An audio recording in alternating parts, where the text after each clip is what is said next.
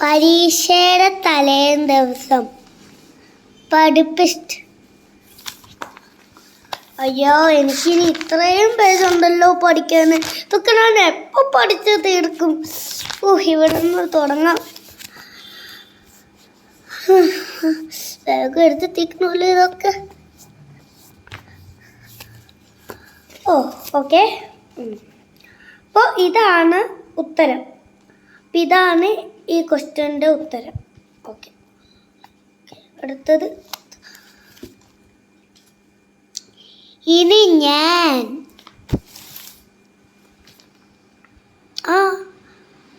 നാളെ അല്ല പരീക്ഷ. അയ്യോ, ഇനി ഞാൻ എങ്ങനെ പഠിക്കും?